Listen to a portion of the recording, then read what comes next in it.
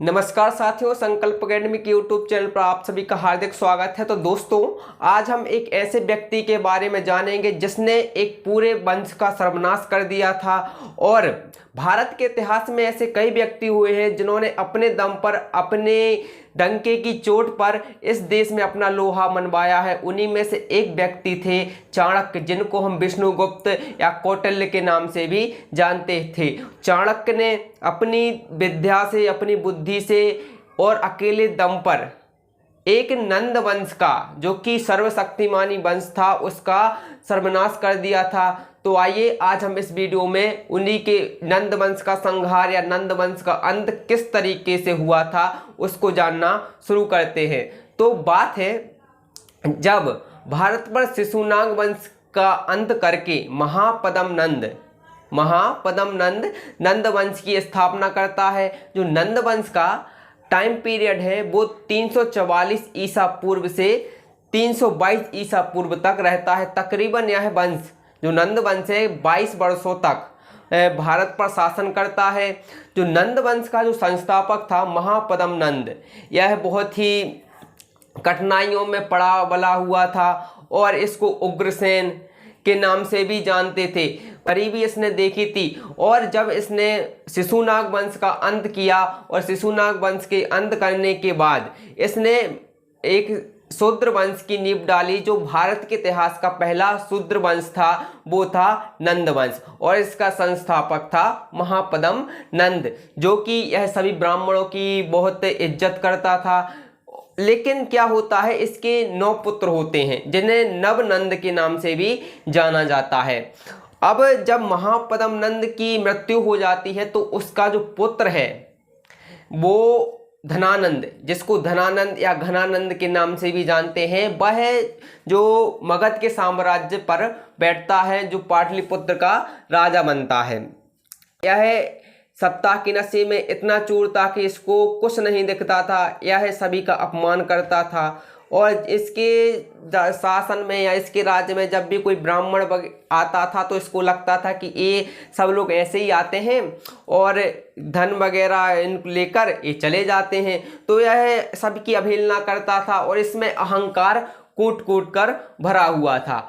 ये थी नंद वंश की। और इसी समय जो भारत का जो, या बात करें उस समय था तक्षशिला विश्वविद्यालय, जो पाकिस्तान प्रांत में आज पड़ता है, जिसके अवशेष आज भी हमें देखने को मिल जाते हैं। तो जो अपने चाणक्य थे वहाँ पर तक्षशिला विश्वविद्यालय में पठन और पाठन दोनों का कार्य कर रहे थे। अब क्या होता है, जो अपने चाणक्य हैं, इनको जो गुप्त बाहर देशों की जानकारी प्राप्त करना और क्या देश में कौन सी घटना चल रही है इसको जानना इनके लिए बहुत ही रोचक लगता था और तरह तरह की जानकारियां प्राप्त करना भी इन्हें बहुत पसंद था।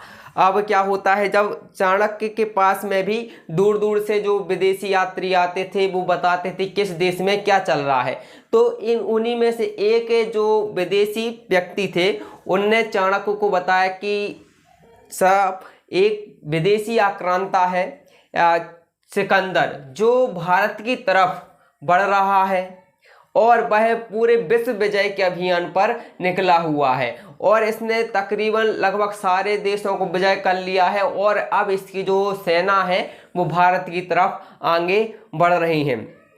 अब चाणक्य ने कहा कि इस सूचना को जो धनानंद है, मगध का राजा है, उस तक पहुंचाना होगा। और चाणक्य को भी चूंकि ये बात पता थी कि जो धनानंद है वो सत्ता की नशे में चूर होकर बैठा है, उसको कुछ नहीं दिख रहा है, लेकिन फिर भी चाणक्य खुद जाते हैं धनानंद के दरबार में और उससे बोलते हैं कि राजन, कि सिकंदर भारत की तरफ आगे बढ़ रहा है, आप अपनी सेनाएं पश्चिम की तरफ भेज दीजिए, अन्यथा हमारे भारत देश को सिकंदर से कोई नहीं बचा सकता।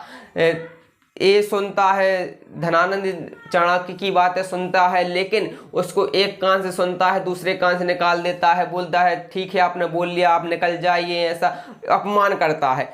चाणक्य कहते हैं कि राजन, आप मेरी बात मानिए, अपनी सेनाओं को अपन पश्चिम की तरफ भेज दीजिए। लेकिन धनानंद बोलता है कि तू ब्राह्मण बहुत बोल रहा है, मुझसे बड़ा बन रहा है, ऐसा करके अपमान करता है और फिर अपने सैनिकों को आदेश देता है कि इस ब्राह्मण की चोटी खींचकर दरबार से बाहर ले जाया जाए।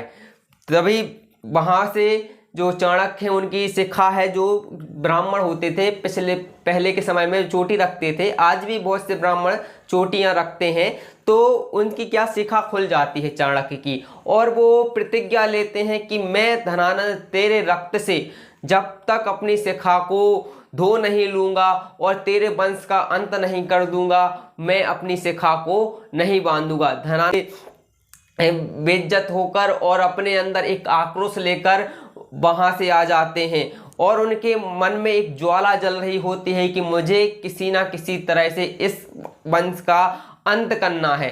चाणक्य वहां से निकल आते हैं। फिर कुछ दिनों बाद चाणक्य को एक बच्चे खेलते हुए दिखाई देते हैं। कुछ बच्चे जो खेल रहे थे उनमें से कुछ बच्चे चोर बने हुए थे, कुछ प्रजा बने हुए थे और एक बच्चा राजा बना हुआ था। और चाणक्य ये सब देख रहे थे। जब चाणक्य देखते हैं कि ये बच्चा कौन है, इतने न्याय तरीके से यह निर्णय ले रहा है, चाणक्य उस बच्चे की तरफ जाते हैं, उससे पता पूछते हैं कि तुम कौन हो, क्या नाम है तुम्हारा। वो बच्चा बताता है कि मेरा नाम चंद्रगुप्त है और मैं अपने नाना के यहाँ पर रहता हूँ। उसको अपनी पिता के बारे में कुछ पता नहीं होता है। फिर कहा जाता है कि चाणक्य ने एक मूल्य चुकाकर चंद्रगुप्त को खरीद लेते हैं और चंद्रगुप्त को वह अस्त्र शस्त्र सभी तरह की विद्याएं प्रदान करते हैं और चंद्रगुप्त को अर्थशास्त्र से लेकर राजनीति तक सभी प्रकार की शिक्षाएं देते हैं और चंद्रगुप्त को इतना निपुण बना देते हैं कि वह अकेले ही अपना जो युद्ध है वह किसी से भी लड़ सकता था। चाणक्य और अब चंद्रगुप्त दोनों मिल चुके थे। चाणक्य भी अकेला था और चाणक्य भी अकेले थे और चंद्रगुप्त भी अकेला था।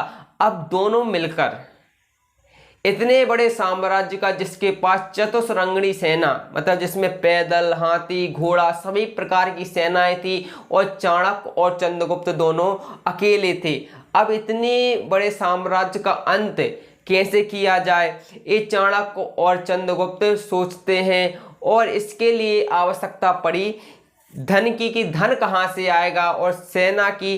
तो चाणक्य ने अपने जो शिष्य थे, जो अलग अलग प्रांतों में उच्च पदों पर कार्य कर रहे थे, क्योंकि चाणक्य जो तक्षशिला विश्वविद्यालय है उसमें पठन और पढ़ाने का भी कार्य करते थे। तो चाणक्य के द्वारा जो पढ़ाए गए शिष्य थे वो अन्य प्रांतों में उच्च पदों पर कार्य कर रहे थे। तो चाणक्य ने उन सभी से मदद मांगी, उन सभी ने चाणक्य को धन देकर मदद की और कुछ सेना देकर भी मदद की। चाणक्य ने और चंद्रगुप्त ने इस तरीके से मिलकर अपनी सेना खड़ी की और चाणक्य